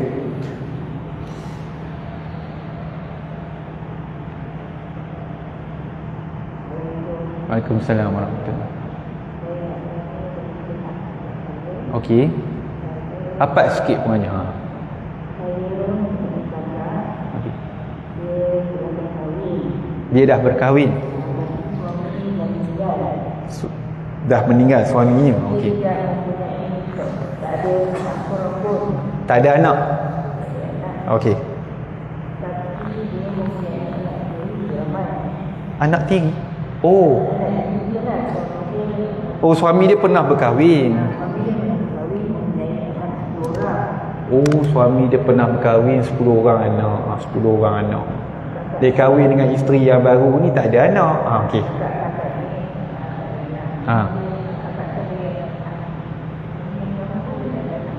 Okey. Baik, okey. Selesai. Suami dia meninggal.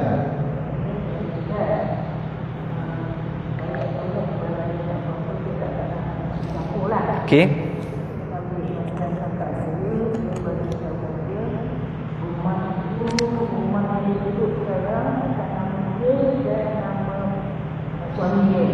Rumah dua nama. Rumah dua nama pula. Okey. Okey, baik. So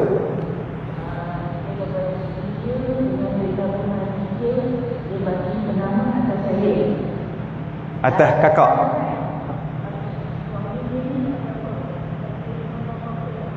Tak kata apa-apa. Tak kata apa-apa. Okey, betul?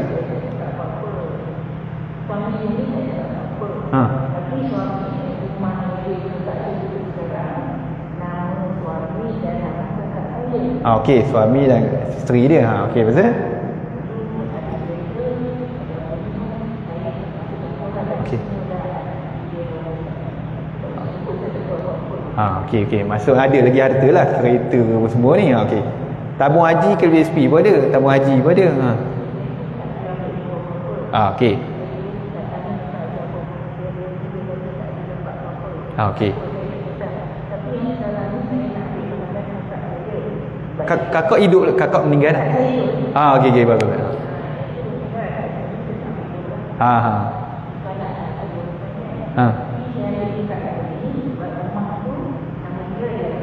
Okey, nama dia.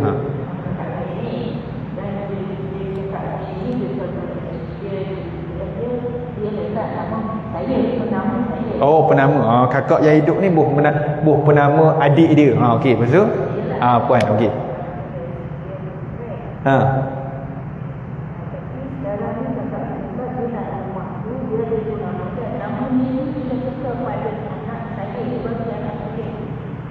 Bahagian dia ni dia nak tukar bahagian anak buah pula. Dah tukar dah. Okey, maksud dia buat hibah dah. Dia hibah pada anak buah. Okey, nama anak pun maksud anak buah dia kan. Okey, hibah kepada anak buah. Memang tak boleh tukar.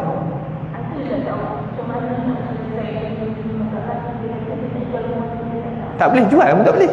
Nak jual siapa nak beli? Orang yang tak ada siapa nak beli nama orang mati. Dalam dunia tak ada. Melainkan orang tu tak ada ilmu. Selalunya yang tak ada ilmu ni orang Melayu, minta maaf sebut lah. Sebab saya jumpa lah. Okay. Ada boleh beli tanah orang mati. Alah sekali siapa nak buat? Dah menung.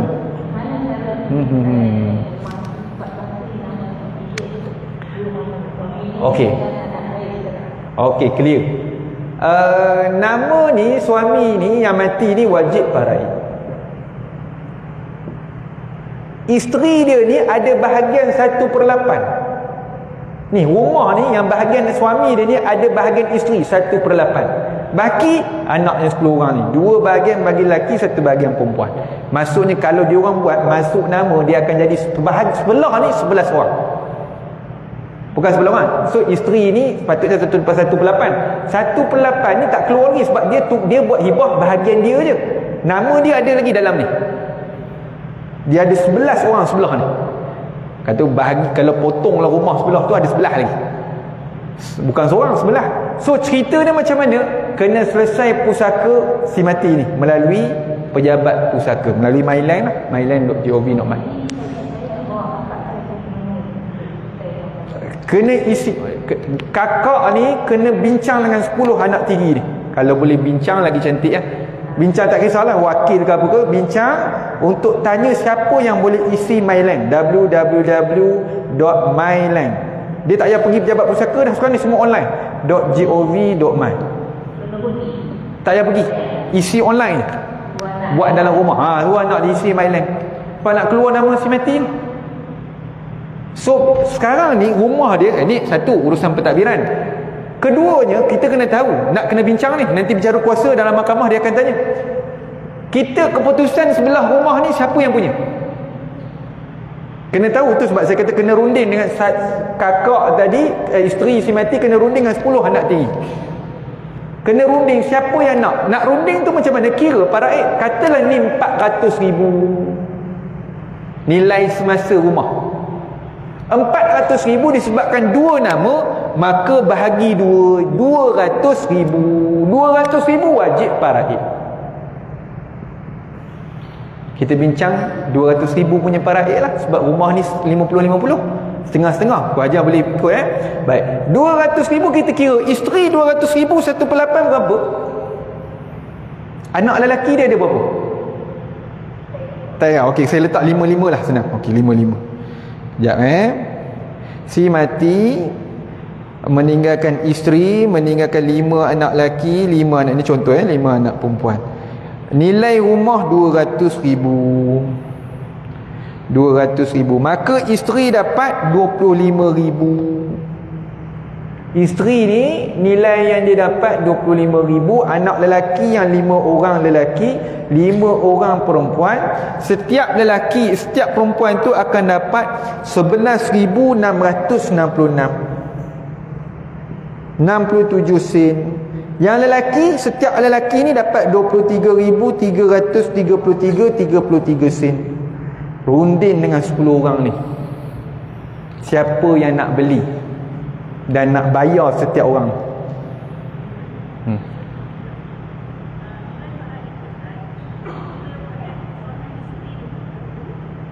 Macam mana? Nilai faraid itu, nilai faraid itu dikira, nilai faraid itu maksudnya dikira untuk isteri dan untuk isteri, sebab isteri ada 1/8 pecahan, dikira pecahan dulu. Okey. Mana yang baru kira ikut kepala, lelaki 2 bahagian, perempuan 1 bahagian. Ya, betul. Cara pengiraan dia begitu. Okey. So tu sebab kita akan jumpa dapat yang setiap 5 lelaki ni akan dapat 23,000, yang setiap perempuan ni 11,000. Runding siapa yang nak beli setengah ni. Baiknya apa dia? Kakak ni beli bahagian sebelah sebab dia dah bagi anak buah. Dia beli bahagian. Dia beli dengan siapa? 25,000 ni tak payah lusit. Dia beli dengan anak tiri dia. Setiap orang dia kena bayar 23,000, 23,000, 23,000, 23,000. Ni pula 11,000, 11,000, 11,000, 11,000. Runding. Kod-kod lah. Dia orang dah tahu bahagian paraid. Dia kata tak apalah mak ambil percuma lah. Lagi okey. Untung tak payah bayar. Kalau dia nak bayar, kalau dia kata tak boleh lah mak, kena bayar. Kalau macam tu kena bayar. Baru anak buah boleh duduk selesa. Faham ke banyak? Dia jadi complicated kalau menangguh. Kalau tangguh lambat, ada mati, lagi complicated. Nak kena runding dengan pasangan si mati. Yang ni kata ada yang mati, kena pasangan dengan anak-anak dia pula. Oh, runding. Itu sebab ramai ni. Runding. Nak tak 11,000?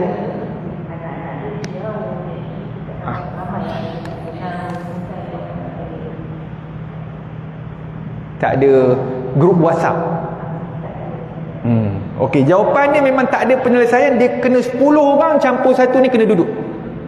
Ataupun wujudkan grup WhatsApp, buat mesyuarat secara online. Tak boleh buat apa, pilihan yang ada itu je ada. Tidak, kalau tangguh alasan sibuk, kalau mati 10 orang ni lagi susah. Ada kes di mana dia bukan nak menakutkan, dia saya cerita senario semasa bagi tuan-tuan rasa ui tak boleh menangguh tu sebab hukum Islam ni cantik, dia suruh buat serta-merta. Kalau menangguh, katalah ada di kalangan ni mati ni 5 lelaki ni mati, bukan 5 lelaki mati, ada seorang lelaki ni mati, meninggalkan isteri, meninggalkan anak-anak. Anak dia datang, anak boleh tuntut bahagian ni satu hari nanti kalau kita buat lambat. Ni kes-kes jadi piut, cabar kes. Ni banyak ni kes-kes macam ni. Sebab rumah makin hari makin naik. Nilai ni akan tak sama nanti. Kalau tak buat lambat, nilai akan jadi mahal. Sebab nilai rumah tu akan main peranan. Itu sebab saya kata kena buat cepat-cepat. Carilah jalan boleh duduk semeja. Tak boleh duduk semeja, carilah jalan. Adalah grup WhatsApp bincang. Clear kan? Banyak baik. InsyaAllah. Itu jalan penyelesaian yang ada.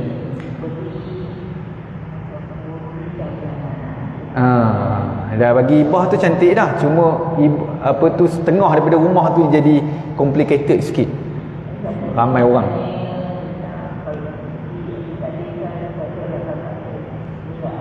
Katalah kakak meninggal, okey.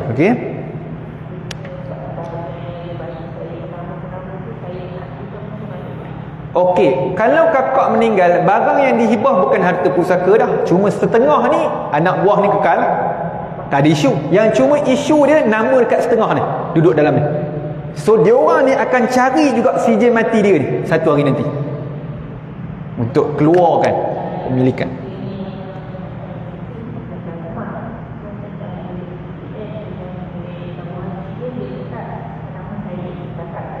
Okey, kalau dia meninggal, letak penama tabung haji ke PSP, siapa waris dia? Adik-beradik. Adik-beradik mana? Adik-beradik dia. Yang ni dapat. Ni tak ada kena-mengena, ni bukan anak dia. Apa kena-mengena pula? Dia pun tak lahirkan dia ni. Tak ada kena-mengena. Yang dapat adalah nasab kita saja, keturunan kita saja. So adik-beradik, betul lah dia namakan puan sebagai pentadbir. Betul lah tindakan dia tu. So puan kena buat paraik lah.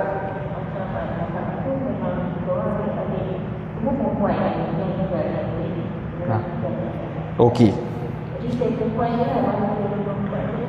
Jawapan ni bukan semua perempuan dapat. Kalau tak ada lelaki, maka tuan-tuan puan-puan kena kongsi dengan pak saudara. Mana pula pak saudara nak cari ustaz? Itu pentingnya hari raya.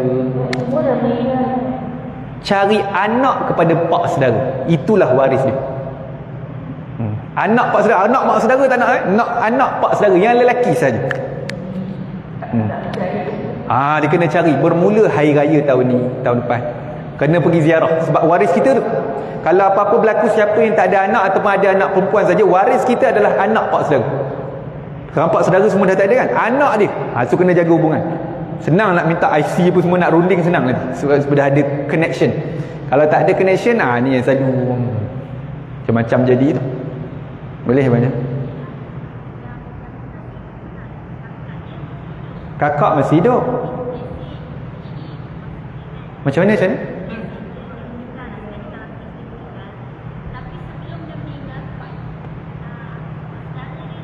Pak saudara meninggal dulu. Dapat? Anak dia dapat? Ni pak dia dah tak ada dah. Pak dia dah tak ada. Mak keturunan mak tak payah sembang lah, keturunan pak. So kena cari adik-beradik pak saudara lah. Pak saudara. Ustaz, pak saudara dah mati dah ustaz. Cari anak kepada pak saudara. Nanti kita masuk tajuk paraik yang ni, kita akan tengok keturunan, siapa keturunan kita yang terima bahagian. Ramai. Sampai anak tok saudara boleh dapat. Saya ada kes 2 pupu boleh dapat. Saya pernah ada 2 pupu pernah, 3 pupu pernah, 4 pupu dah, kupu-kupu pernah. Banyak lah. Kes pupu-pupu ni banyak. Yang jenis buat lambat memang jadi complicated. Lagi satu. Boleh. Boleh. Ada beli sebuah rumah.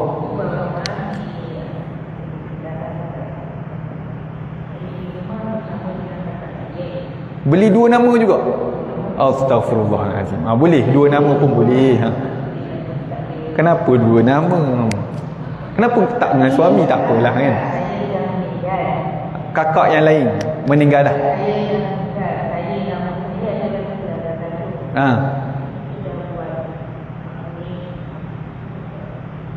Pusaka. Dah pergi dah. Okey, dah pergi.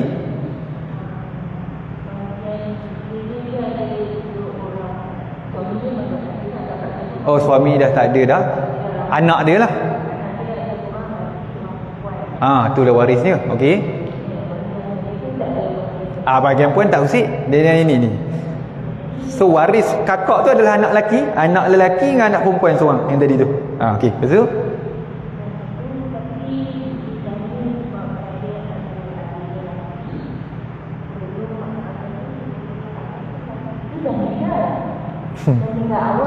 Okey. Saya lukiskan kakak meninggal, kakak mati, suami dia dah meninggal dulu, dia ada dua anak lelaki. Seorang anak lelaki, seorang anak perempuan. Okey. Dia ada adik beradik.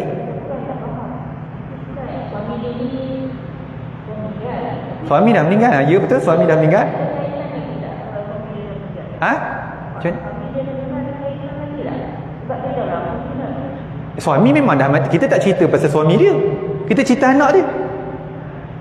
Anak kakak ni tadi. Seorang lelaki, seorang perempuan. Ni dia duduk sini. Seorang lelaki, seorang perempuan. Suami dia tak masuk dah, tak masuk ranking dah dalam ni. Okey.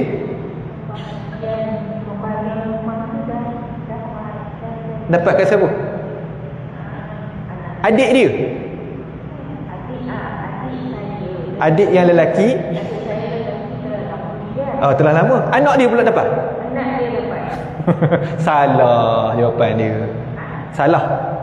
Kenapa anak dia tak dapat?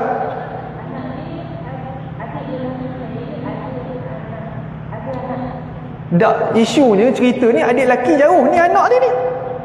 Anak si mati mana? Dapat juga, sepatutnya dia tak dapat. Sebab apa dia dapat?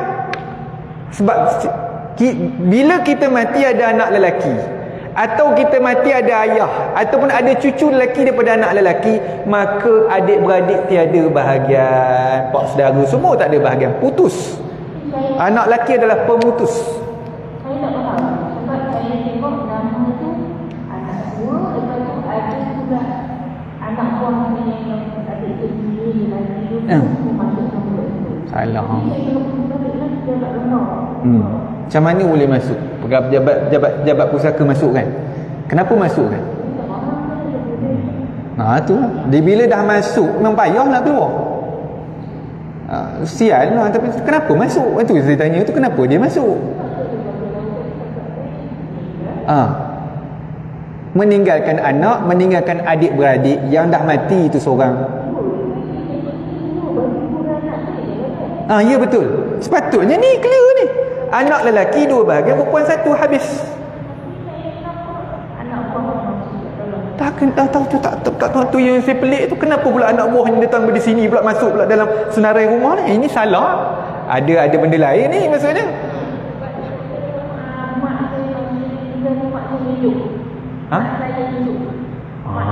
Ada cerita tambah lagi. Cerita tambah ni mak hidup. Okey. Mak ada bahagian 1/6. Okey. Mak dapat sebab lepas dia mati mak ada lagi, mak dapat 1/6. Sekarang ni bahagian mak mana?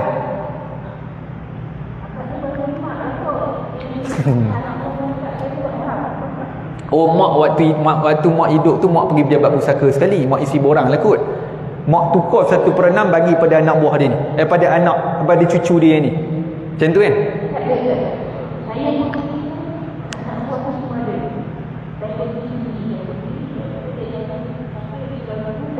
Okey, betul.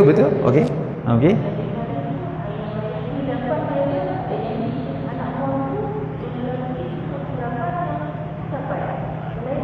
Macam mana tu? Macam mana boleh anak buah dapat? Melainkan situasi dia yang saya boleh rasa boleh dapat tu macam mana? Kalau tapi dia ada anak lelaki, tu isu dia. Okeylah. Saya duk rasa macam ni. Kalau dia ni, kita tu tengah urus pusaka dia ni pula mati. Apa tu, mak mati pula. Bila mak mati, sepatutnya 1/6 ni dikongsi oleh semua anak-anak dia. Adik-beradik dia akan dapat 1/6 ni. Puan pun akan dapat. Puan dapat. Ya, itu pun kena tengok. Anak buah ni jauh ni nak tengok ni. Adik-beradik tengok dulu. Tengok. Cuma kita bincang 1/6 ni sebab dia dah mati. So tak boleh. 1/6 ni kita kena tengoklah, kita kena bagi waris 1/6 tu. Siapa? Kalau dia ada anak lelaki yang hidup, 2/1 yang ni 1/6 ni. Betul lah dia masuk nama. Ada logiknya di situ. Nampak? Tapi kalau dia tak ada anak lelaki tapi dia ada cucu, maksudnya, adakah cucu dapat? Cucu terhalang sekalipun semua lelaki. Sebab apa? Sebab dia ada 2 anak perempuan. Dua anak perempuan ni terhalang juga.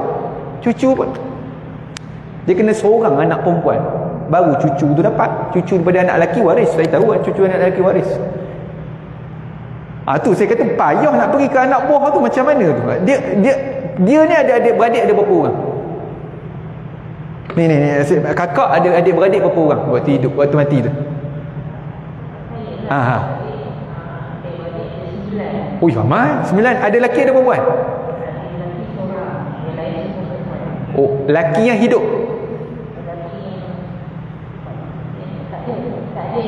Okey, lelaki dah mati dulu. Maksud lelaki yang seorang tu mati dulu. So ada baki perempuan. Perempuan berapa orang yang hidup? 7. Lagi tak logik anak buah ni dapat 7. Payah, sepatutnya 7 ni yang dapat. Logik sikit. Saya tahu macam mana berpusing tu menjadikan anak buah daripada anak lelaki ni dapat. Sepatutnya tidak berlaku. Sepatutnya tak dapat. Dia meninggal awal 1. Yang kedua, si mati ni banyak anak perempuan. Lagipun cerita puan tadi, mak hidup lagi. Kotlah mak, saya boleh rasa kot mak tak nak kot 1/6 mak bagi pada anak-anak yang lain. Sepatutnya puan kena tahu juga. Tapi puan tak tahu. Tapi tiba-tiba masuk nama anak buah. Pelik lagi lah. Maksudnya ada something happen kat situ, tuan-tuan dan puan. Benda ni tak pelik, tuan-tuan. Sebab bagi saya benda ni dah biasa. Saya banyak kes macam ni di pejabat tanah pun. Saya bukan kata pejabat tanah problem, tapi ada kalanya pejabat pusaka pun kadang-kadang diikut saja. Ikut apa yang waris ni masukkan. Kadang-kadang macam tu, tunggu mencabar. Bila mencabar baru terduduk semua orang. Dengan pejabat-pejabat pusaka terduduk. Ada kes DPD terduduk. Tapi dia tak salah. Kes DPD pejabat pusaka tak salah. Sebab yang menipu ni adik-beradik si mati. Dia tak apa. Ada jenis tu dia memang masuk. Ni risiko. Itu sebab ada ramai orang tanya datang saya, Ustaz, pejabat pusaka tak pernah cakap apa pun. Memang tak pernah cakap. Dia bukan ada konsultasi, dia ikut je apa permohonan kita. Ni yang bahaya sebab ni hukum. Ni melibatkan hukum. Kalau kita langgar hukum, jawab sendiri. Sebab pejabat pusaka punya alasan, kami hanya mengurus pentadbiran saja. Kami ikut permohonan, ikut main masuk. Betul juga jawapan. Saya kata saya nak salahkan dia orang pun tak. Tapi ada kes yang, tapi segelintir ni manusia ya. Saya tak kata agensi ni manusia. Manusia kan ada kalanya ada yang okey, ada yang tak okey. Ada yang main tipu, ada yang minta duit. Saya pernah semalam saya ada kes minta duit. Saya suruh report SPRM. Macam tu lah. Susah lah.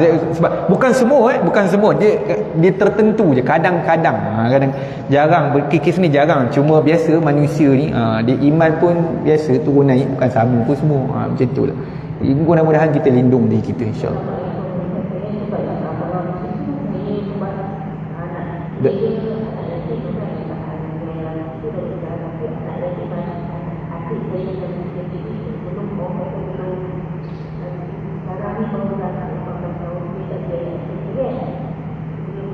Dah masuk nama dah?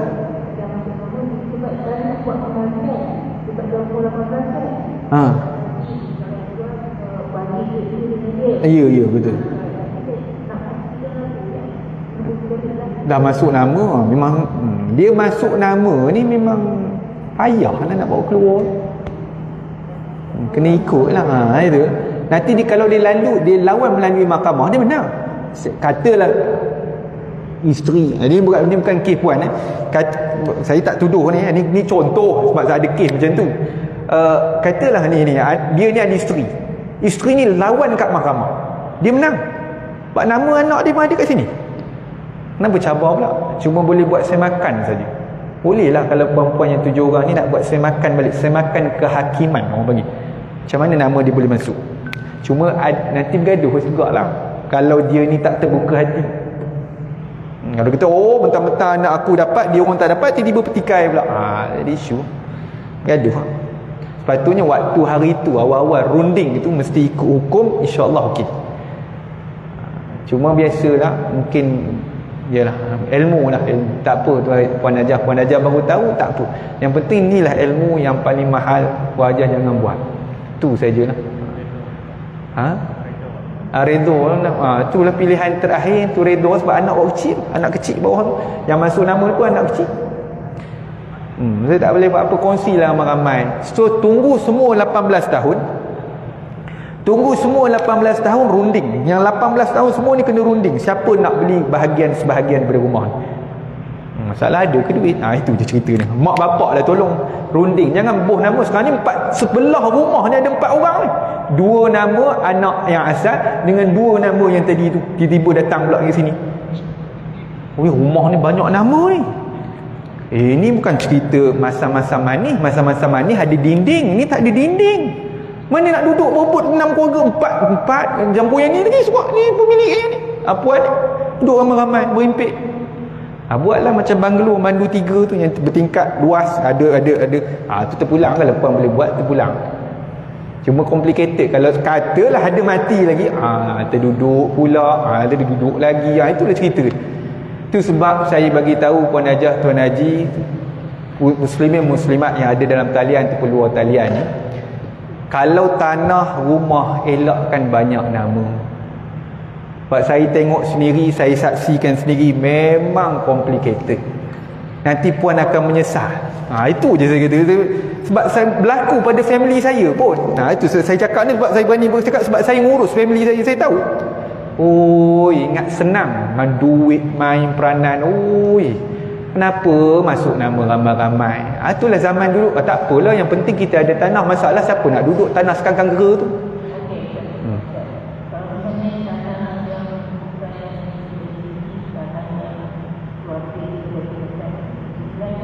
Tanah adat. Tanah adat ikut saya. Tanah adat bagi pada anak perempuan. Ikut saya, kalau saya boleh duduk ramai-ramai boleh. Tak apa, tanah adat tak ada masalah, dia ikut saya. Tanah adat, tanah tu besar, boleh duduk buat banyak rumah, sampai 3-4 buah rumah sebenarnya tengok. Boleh, tak ada masalah. Tanah adat tak boleh jual. Tak boleh jual. Dia masuk nama je, boleh duduk, boleh tanam pokok, tanam serai, itu boleh. Maksudnya boleh menghidupkan tanah tu boleh lah. Cuma menjual apa semua ni kena melibatkan ibu sako, datuk lembaga, banyak. Jarang boleh jual. Ada jual tapi syarat dia ketat. Kena ibu sako punya persetujuan. Lepas tu dia jual pula mesti jual sesama suku. Banyaklah syarat dia tu. Lepas tu harga pula akan harga semasa, harga yang rendah. Ada banyaklah proses dia tu. Nanti kita masuk tajuk tanah adat tu nanti. Okey. Waalaikumsalam warahmatullahi. Terima kasih Puan Najah, Puan Najah, Puan Aidi pun dah bercakap pinggang lah. Lama pula dia ini. So minta maaf banyak-banyak Puan-puan Hajat, Tuan-tuan Haji, tuan-tuan perempuan. InsyaAllah kita akan sambung. Kalau ada ruang dan rezeki lagi, kita akan berjumpa lagi. Kita akan sambung perbincangan kita masih lagi dalam bab hutang sebelum kita pindah ke tajuk yang baru, iaitu harta sepencarian. Harta sepencarian. Yang ini pun tajuk yang hangat, yang selalu juga orang bergaduh di tajuk ini. Kadang-kadang ada kes harta sepencarian ni 8 tahun tak selesai. Paraik tak buat lagi, harta sepencarian duk bergaduh. Yang ni banyak di Seremban 2 ada kes 3 tahun saya suruh batalkan harta sepencarian. Awak nak makan apa 3 tahun ni? Suami awak kaya. Ni kes harta sepencarian. Bergaduh juga harta sepencarian. Suami dia kaya, kerja Petronas, bawa helikopter Petronas pergi tu kat tengah laut. Gaji mahal, rumah banglo kat nilai tu. Tapi semua tak boleh masuk. Isteri susah, anak susah, mana tak bergaduh berebut harta sepencarian. Dia bukan isteri ramai, isteri seorang bergaduh dengan adik. Apa tu bahagian adik-beradik. Sebab si mati ni ada anak perempuan je. Yang ni tak setuju, yang ni setuju. 2-3 tahun untuk berjalan. Saya kata batalkan, buat paraid sajalah, sudah. Puan pun sekarang ni duit semua beku ni, puan nak makan apa? Ni benda susah. Sekarang ni bergantung pada adik-beradik. Ni cari masalah tu. Asal hidup senang, cari masalah. Saya suruh batalkan. Nanti kita akan cerita lebih detail berkaitan dengan isu-isu harta sepencarian. Wallahu ta'alam. Terima kasih banyak. Jumpa tahun hadapan kalau ada rezeki dan peluang. Tangguh pertemuan kita dengan tasbih kafarah dan surah Al-Asr. Subhanakallah wa bihamdi asyhadu an la ilaha illa anta astaghfiruka wa atubu ilaik. Bismillahirrahmanirrahim. Wal 'asri innal insana lafi khusr illa allazina amanu wa 'amilus solihat wa tawasaw bil haqq wa tawasaw bis sabr. Terima kasih semua. Assalamualaikum warahmatullahi wabarakatuh.